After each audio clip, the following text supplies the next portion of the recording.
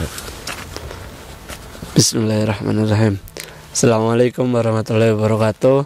Waalaikumsalam warahmatullahi wabarakatuh. Oke teman-teman, mungkin pada video kali ini saya akan berbincang-bincang sedikit tentang dunia pendakian atau seputar tentang kedua kakak saya ini. Masya Allah, mungkin nanti teman-teman bisa perhatikan atau bisa simak baik-baik, karena mungkin ini pelajaran yang sangat-sangat berarti bagi saya, bagi teman-teman juga yang menyimak.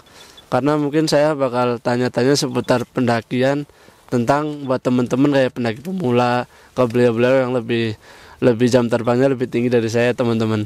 Karena Masya Allah banget, menurut saya pengalaman Mas Umang sama Mas Farhan selama saya yang lihat di YouTube juga kan, Masya Allah banget teman-teman. Oke, mungkin langsung aja ke pertanyaannya ya Mas Umang. Siap. Pertama kali ke gunung Mas Umang umur berapa Mas? Kalau umur mungkin di tahun aja kali ya. Oh ya, tahun. Tahun antara 2011 2012 Mas. 2012. Betul. Kalau A umur berapa? Tahun aja mungkin. Tahun. Pokoknya saya pertama kali naik gunung dibawa sama bapak waktu umur sekitar 4 tahun Mas. 4 tahun, Masya Allah. Gunung pertama Mas Umang daki tuh gunung mana Mas? Gunung Gede Mas Haji. Gunung Gede. Karena tuh terdekat. Terdekat dari Jakarta ya. Betul. Kalau A, Sama Gunung wah, Gede. gede juga nih Masya Allah. Lagi mah, mungkin ada teman-teman yang tanya gini Mas Umang, persiapan awalnya tuh naik gunung gimana Mas? Kalau persiapan nih menurut literasi sebenarnya di salah satu himpunan atau organisasi lah bilangnya, bahwasanya emang banyak banget teman-teman semua yang harus kita persiapin tuh. Sebenarnya nggak cuma kalian punya alat, kalian bisa packing gitu kan, kalian punya uang, punya waktu, punya teman jalan gitu. Enggak teman-teman semua, tapi ada beberapa aspek yang harus diperhatikan, yang mungkin ya kayak manajemen perjalanan gitu kan, kita akan bermalam di mana, manajemen logistik gitu kan, terus namanya survival gitu. Survival tuh menurut saya itu nggak bisa dihilangkan atau nggak bisa kita, nah udahlah ngapain sih gitu kan, sisihkan gitu aja ya Mas. Orang Jawa jelas kok Gunung Pulau Jawa, nggak bisa teman-teman semua, karena ilmu survival ini nggak cuma ketika kalian kepake ketika tersesat gitu kan, kayak misalkan dalam situasi yang nggak memungkinkan, pengetahuan itu yang bisa kita pakai, dan tanpa kita sadari kalau kita udah tahu basic survival, bisa ilmu terampil nih dengan sendirinya tuh. Langsung jalan ya Mas. Iya, misalkan kita nggak bawa sendok, nggak bawa garpu, gimana caranya kita bisa makan gitu kan? Sedangkan kita bawanya makanan misalkan mie misalkan, gimana masa pakai tangan, mie-nya kuah lagi gitu kan. Kita kan bisa apa ya, berpikir oh cari batang kayu bikin sumpit, contoh kecilnya gitu kan. Tapi emang banyak sekali ya, memang kalau kita bedah satu persatu, maksudnya yang penting pengetahuan ya, minimal kita tahu literasi gunung itu minimal banget, dan fisik, mental ya. Mungkin sering saya sampaikan bahwasanya ya naik gunung itu bukan sekedar jalan-jalan, naik gunung itu bukan sekedar healing gitu kan. Naik gunung itu bukan sekedar punya pengalaman. Lo punya misalkan ditanya, kenapa alasan naik gunung? Pengen punya pengalaman. Lah kalau mohon maaf pengalamannya mati. Gunung. Apakah itu jadikan pengalaman? Kan gitu. Kan karena hidup cuma sekali Bang. Iya. Makanya kita persiapin dulu nih teman-teman semua. Analoginya, apa sih analoginya? Ketika kita pengen naik motor jauh, pakai helm lah, pakai jaket lah. Walaupun nggak jatuh. Gitu kan. Tapi sebenarnya kita udah safety dulu. Yang selalu bilang kan safety first. Keamanan itu nomor 1 gitu kan. Keamanan itu nomor 1 gitu. Masalah nantinya ya memang kalau naik gunung banyak resiko. Kita naik gunung itu menjemput resiko tanpa kita sadari. Karena ya kalau udah berkegiatan alam bebas ya, itu pasti banyak sekali dari A sampai Z, dari angka 1 sampai sekian ratus tuh resiko semua tuh. Resiko itu bisa kita cover nih teman-teman semua dengan apa sih ya tadi, pengetahuan. Pengetahuan gitu kan, literasi dan lain sebagainya, seperti itu. Oke, kalau menurut A gimana? Kalau untuk persiapan sih paling utama ya saya setuju dan sepakat apa yang disampaikan Bang Umang gitu ya. Cuman pribadi saya yang paling utama yang harus disiapkan itu mental gitu. Kita jangan berpikir positifnya saja kan, tapi kita berpikir sisi buruknya aja. Sisi buruknya juga harus kita pikirkan. Seperti orang berpikir udah gimana besok, tapi kita juga harus berpikir bagaimana besok gitu. Jadi jangan kata gimana besok, tapi bagaimana besok gitu.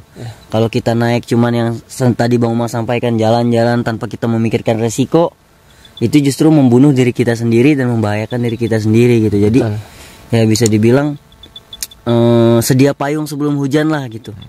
Siapkan mentalnya, siapkan segala-galanya gitu untuk menghadapi resiko yang akan kita hadapi nanti gitu. Karena kan hari apes nggak ada yang tahu gitu ya Bang. Bisa dibilang tenang, udah belajar nih di YouTube gini gitu kan. Terus udah punya peralatan apa segala macam lengkap, Wibing punya segala macam gitu kan.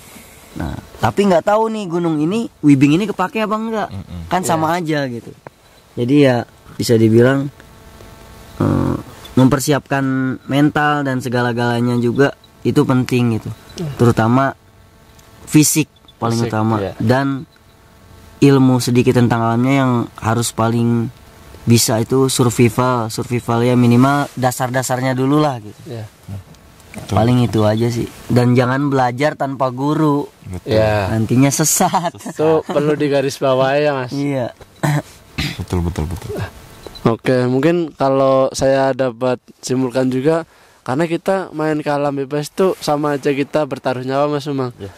Karena nggak ada yang tahu nih, misal kita jalan gak jauh jatuh ke jurang, kita jalan belum jauh kegigit ular.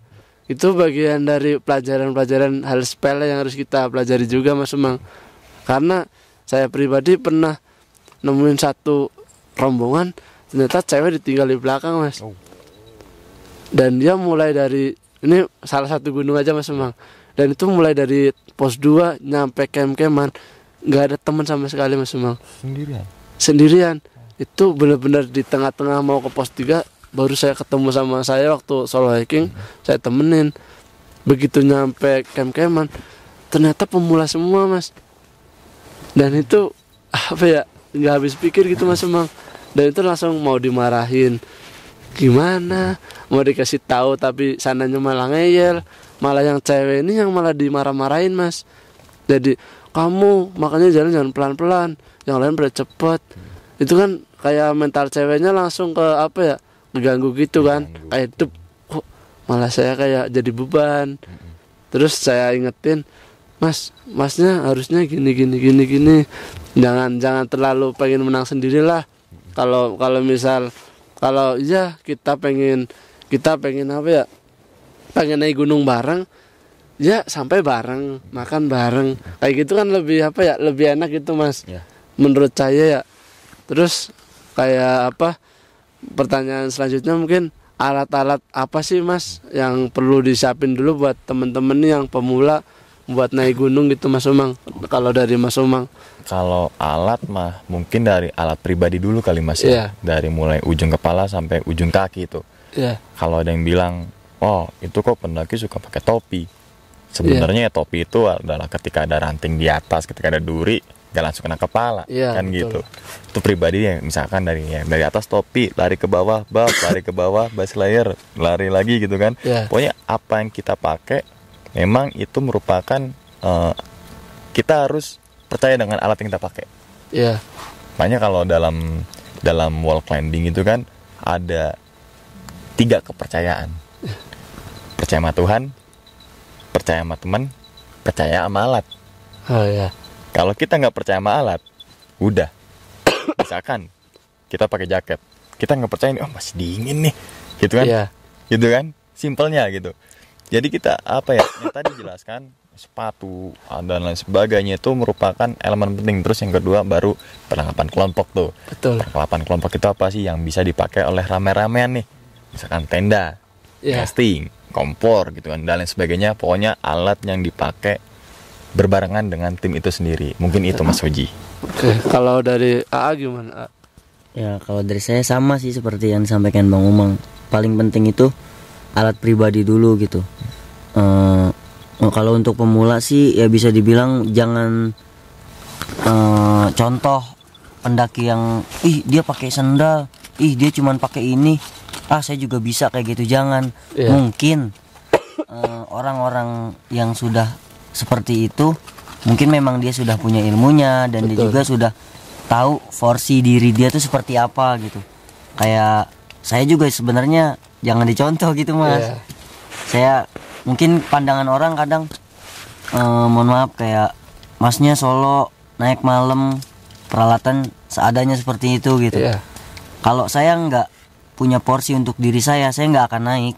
Tapi karena saya merasa diri saya punya porsi, ini masih dalam porsi saya, ya saya jalanin gitu kayak mendaki pakai sendal pakai apa. Kalau saya tahu ini porsi saya pasti bakal seperti itu. Tapi kalau misalnya ya untuk pemula sih janganlah gitu. Alat pribadi itu penting, terutama yang dibilang Bang Umang dari ujung kaki ujung rambut itu penting banget gitu. Karena kita nggak tahu celaka apa yang bakal menimpa kita ketika kita lalai. Itu karena kan hal yang menurut orang-orang sepele sebenarnya luar biasa. Hal yang kecil bisa jadi besar. Seperti duri bisa bikin nanah. Nggak mungkin kan yang masuk kayunya gede. Pasti kecil kan. Ya, itu aja sih Mas. Mungkin kalau nggak bisa beli bisa ngerental ya Mas Umang. Karena gini teman-teman, dalam artian ini sama-sama belajar ya teman-teman. Mas Umang, Farhan, saya juga bukannya sering daki, tapi awal-awal dulu saya naik gunung juga ngerental Mas Umang. Dalam artian belum punya alat-alat, cuma saya ngerental teman-teman. Dan kalau boleh tahu awal-awal daki itu dulu Mas Umang budget keluar pertama berapa Mas Umang setelah di nota? Budget alat semua total estimasi biaya pertama berapa ya? Dulu bis 2.000 masih 15.000 dari Jakarta ke ini. Pokoknya kalau total estimasi biaya naik gunungnya tuh ya, tuh saya minim banget 60.000. 100.000 tuh deh gede banget Mas. Gede banget. Udah mewah. Iya, dan memang ini juga pelajaran juga. Dulu ketika baru pertama kali naik gunung, saya nggak punya sleeping bag. Saya akalin pakai apa? Pakai sarung aja double. Yang penting ada usaha. Karena mau sewa pun budget nggak ada, apalagi mau beli. Betul. Minjem harus pakai surat dari organisasi, minjem ke organisasi. Dan ketika surat organisasi keluar, tiba-tiba udah kepinjem duluan nih. Gitu kan. Tapi saya ada effort untuk berusaha lah ya Mas. Nggak ada, diadain deh. Jangan nggak ada terus udah gitu kan. Nggak ada usahanya. Tapi ketika pendakian berikutnya, saya nyoba nabung, beli sleeping bag, beli ini, beli itu. Pokoknya kalau mau naik gunung, gue harus ada dulu nih. Kalau nggak ada, gue nggak bakal mau naik gunung. Nah, dari setiap perjalanan itu memberikan kita pengalaman baru ya. Itu menurut saya gagal naik gunung bukan berarti kalau gagal ke puncak, tapi ketika pulang nggak bawa apa-apa. Dalam artian nggak ada pelajaran baru, nggak ada yang namanya nilai yang diambil dari pendakian itu. Itu menurut saya gagal total maksud saya itu. Walaupun saya ke puncak, turun ketika saat sampai rumah, pasti ya nilai yang kemarin itu ya gitu kan. Nonton apa ya? Ketika di sini kan saya malah suka ketika ada yang tadi ada kotoran dari hewan lah ya. Hewan, saya malah seneng. Dari sampai rumah saya lihat videonya, saya cari. Saya belajar di situ. Walaupun saya nggak tahu, tapi ketika rumah saya nyari. Tumbuhan yang saya baru ketemu, saya cari. Kenapa sih pohon pisang bisa tumbuh sekian? Kan gitu. Itu saya malah suka kayak gitu Mas Oji. Seperti itu.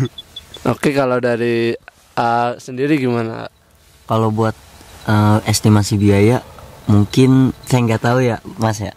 Karena kan saat itu mungkin memang masih kecil kan dan dibawa sama ayah gitu. Jadi untuk estimasinya saya saat itu nggak tahu gitu Mas. Kalau waktu udah menginjak sekolah gini, dulu awal-awal itu berapa waktu masih sekolah? Kalau masih sekolah, estimasi saya tergantung destinasi tujuannya dulu sih Mas. Kemana gitu kan. Kalau ke Gede itu masih 100.000, 120.000 tuh udah wah banget lah. Udah wah banget. Karena di zaman Bang Umang 100.000 itu Itu sama saya kan zaman berapa? Iya betul. Gitu jadinya ya sekitar 120.000, 150.000 tuh udah uang jajan 2 minggu sebulan nggak dijajanin. Betul. Dan nikmat banget lah itu. Iya. Mungkin jadi gini teman-teman, menurut pendapat Mas Umang sama Mas Farhan gini, mungkin bedanya sama tahun sekarang kan apa-apa mungkin agak terlalu tinggi lah gitu ya Mas Umang, bukan mahal.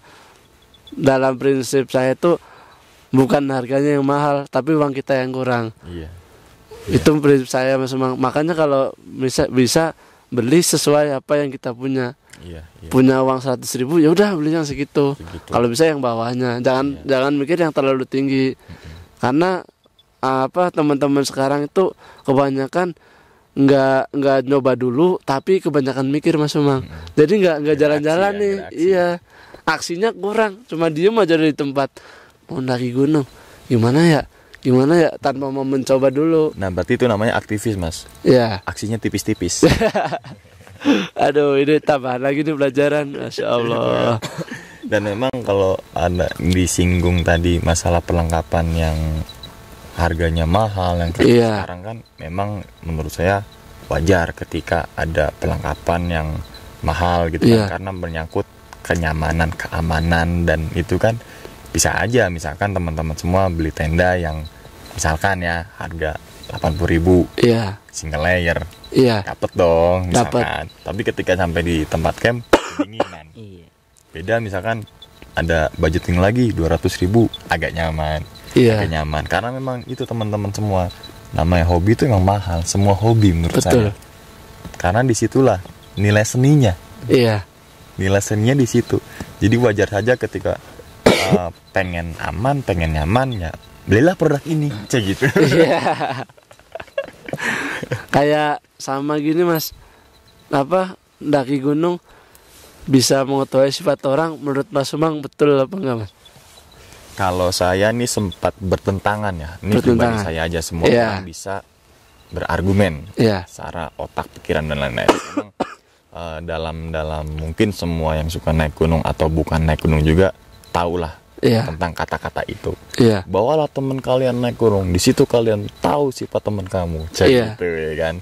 Siniran, bye, gitu kan. Nah, menurut saya pribadi ada kejadian kasus saya sendiri. Jadi kenapa saya nggak percaya dengan kata-kata itu? Karena saya sudah membuktikan. Jadi gini, ketika misalkan kita naik berempat Mas Oji, kita teman SMP Mas, sahabatan, gitu kan. Oke, kalau di kota kita kayak akrab banget nih. Kita naik gunung nih misalkan, naik gunung terus ada yang satu mandorin, ada yang satu effortnya luar biasa, ada yang satu tidur doang, ada yang satu cuma nyuruh-nyuruh. Nah, di situ timbul nih Mas cekcok Mas. Cekcoknya siapa sih? Yang mempersalahkan ini adalah yang effortnya luar biasa. Lo bisanya nyuruh doang, lo bisa tidur doang, lo gitu kan. Alhasil apa? Dia nggak fokus ke pendakian dan dia malah gontok-gontokan. Misalkan pas turun, yang nyuruh doang ini kesleo, bertak gitu kan. Mampus lo, makanya jangan nyuruh doang gitu kan. Timbullah eksiden. Jalan lagi gitu kan, jatuh lagi digubrak, makanya jangan tidur doang lo. Nah, jadi pertemanan atau persahabatan yang dia rajut puluhan tahun akan hancur di situ. Betul. Menurut saya, gitu kan. Tapi kalau di sisi positifnya memang banyak sekali ketika kita berteman di kota terus kita naik gunung, kok beda nih, kepeduliannya tinggi gitu kan. Tapi ada juga yang terbalik. Jadi gimana kita aja menyikapi hal itu dan ambil aja sisi positifnya, clear masalah. Gitu. Jadi negatifnya nggak usah terlalu dipikirkan ya Mas Umang. Betul. Emang setiap statement ada positif dan negatif. Gitu. Kalau menurut gimana? Ya menurut saya sih ya plus minus sih 50-50 juga gitu Bang. Karena kan kita nggak bisa yang tadi Bang Umang bilang apa di kota pedulinya tinggi, di sini kok nggak peduli gitu. Kita nggak pernah tahu yang dia rasakan tanpa dia bicarakan tuh apa. Betul. Bisa jadi dia memang menahan rasa sakit yang tidak ingin dia ceritakan, karena tidak ingin merepotkan gitu kan. Makanya dia tidak bisa memperdulikan temannya gitu. Tapi di sisi lain juga ya ada bener beberapa yang memang persahabatan hancur karena satu pendakian gitu. Tapi itu ya jangan sampai diulang atau terjadi lah. Kalau bisa sih kita saling memahami, karena kita nggak pernah tahu apa yang ada di pikirannya dan apa yang ada di isi hatinya gitu.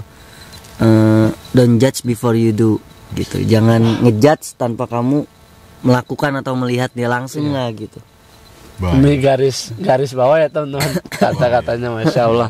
2022. Masya Allah. Ngomong. Iya, terus ada lagi Mas Umang yang tanya gini, Mas, enaknya gunung-gunung yang buat pemula di mana sih? Kalau menurut saya tuh nggak ada gunung yang enak buat pemula, Mas Umang. Iya. Karena itu tergantung teman pendakian kita dan fisik kita masing-masing. Tapi kalau menurut saya pribadi bisa saya garis bawahi, kalau di Jawa Tengah ya Mas Umang, tuh Gunung Andong enak sih buat pemula. Gunung Andong, Gunung Prau, mungkin kalau yang estimasinya dekat dari Jawa Tengah mungkin pas. Nah, kalau menurut Mas Umang sendiri sama Farhan gimana, Mas? Kalau menurut saya gunung yang cocok untuk yang baru suka naik gunung lah gitu ya, adalah gunung yang terdekat dengan dimana tempat tinggal kalian gitu. Misalkan saya adalah orang Kalimantan, terus ada yang merekomendasikan, oh Gunung Papandayan di Garut. Nggak mungkin dong dari Kalimantan ke Garut gitu kan, nggak mungkin dong gitu kan. Jadi ya tadi misalkan gunung di Jawa Barat ya, misalkan Papandayan, it's okay gitu. Terus Jawa Tengah misalkan tadi apa, Andong gitu kan. Terus Jawa Timur apa gitu kan. Jadi gunung yang terdekat dengan domisili teman-teman semua dan treknya itu nggak terlalu susah-susah banget tuh. Jadi masih oke lah untuk pemanasan untuk yang baru suka naik gunung itu. Oke, kalau menurut Farhan gimana? Kalau menurut saya ya benar yang dibilang Bang Umang, lihat kotanya dulu. Intinya ya estimasi apa? Tadi gunung yang cocok untuk pemula ya, estimasi biayanya, estimasi pendakiannya yang dekat dengan kotanya. Paling tidak kalau memang di kota itu nggak ada, di provinsi ya Bang, di provinsinya itu jangan sampai maksain orang Sumatera, orang Kalimantan yang tadi Bang bilang harus datang ke Papandayan yang sekali perjalanannya aja bisa ngabisin jutaan gitu Bang, padahal di provinsi dia sendiri pun ada. Makanya itu gali literasi kan, infonya di manajemen perjalanannya kan. Nggak mungkin misalkan nanya, Bang, saya asal Zimbabwe lagi. Yang cocok pemula gunung mana ya? Gunung Gede Bang, kan nggak mungkin ya kan? Jauh banget. Banyak juga kan gunung bukit gitu kan, sambil ada Madagaskar ya gitu ya. Oke, mungkin saya mau beralih ke Gunung Salak Mas Umang. Karena kenapa saya ke Gunung Salak ini, itu waktu dari tol itu Mas Umang, itu kayak udah ada apa ya, hati waktu ngeliat tuh udah kayak jatuh cinta pandangan pertama Mas Umang. Benar itu waktu saya lihat, ya Allah, ini gunung yang saya impiin 6 tahun yang lalu. Alhamdulillah bisa kesampaian ke sini kan. Alhamdulillahnya juga teman-teman dapat apa ya, bersilaturahmi, kenal juga alhamdulillah dari saudara sama Mas Umang sama Farhan, dan mungkin melalui perantara beliau-beliau saya diizinin buat silaturahmi ke Gunung Salak tanpa entah tahu tanpa sebabnya apa Mas Umang, karena emang dari dulu mau kesini nggak bisa nggak tahu. Tadi 2016 maksudnya. 2016 dan alhamdulillahnya bisa kesini.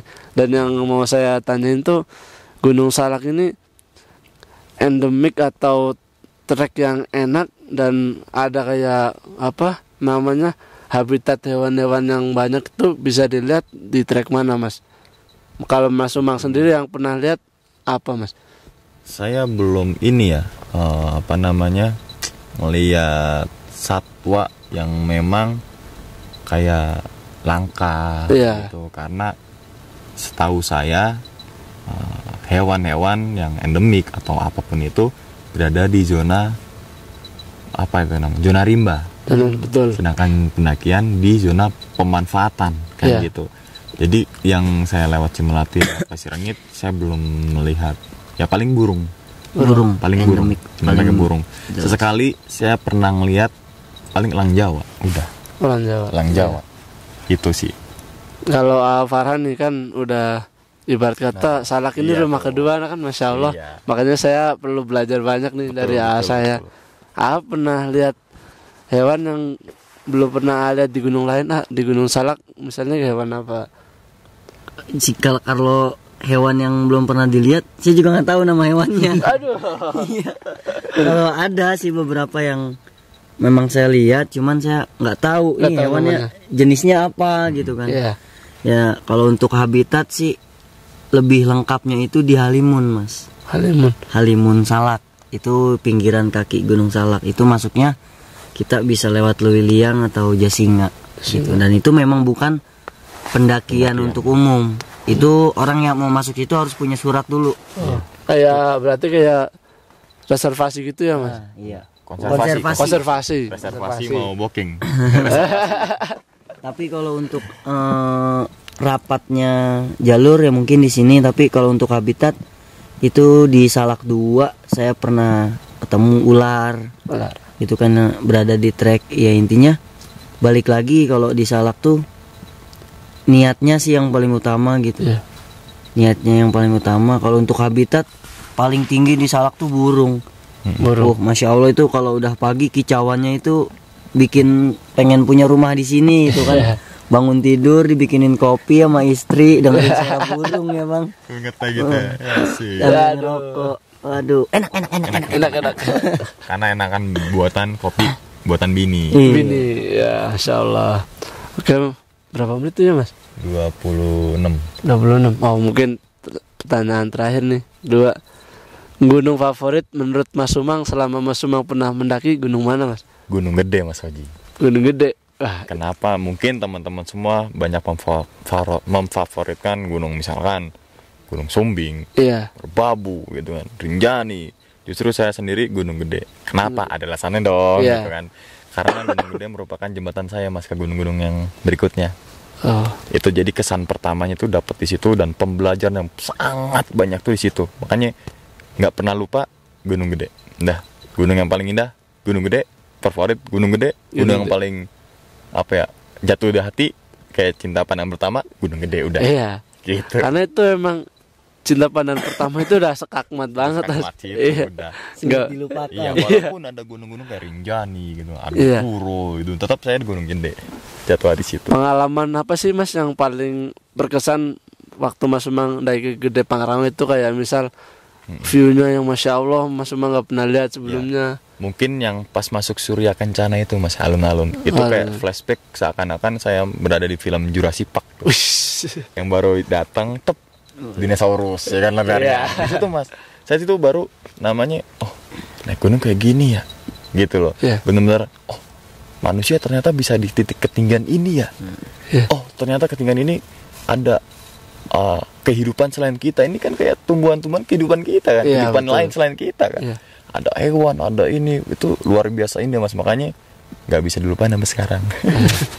Kalau Farhan, gunung favorit yang menurut Farhan berkesan buat gunung mana? Di hati ya, itu cuman 2 sih. Salak, Gede. Salak sama Gede, Masya Allah. Tapi untuk cinta pertama ya tetap Salak. Salak. Momen apa sih, Mas Farhan, yang sampai sekarang, sampai saat ini nih belum bisa Mas Farhan lupakan? Sama Ani gak bisa dilupakan apa?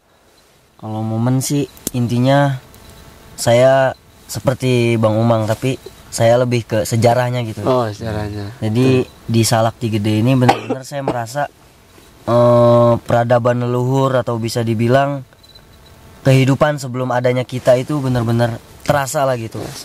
Bener, nggak bisa dijelaskan dengan kata-kata lagi lah, Mas. Masya Allah. Udah kali, Mas? Boleh.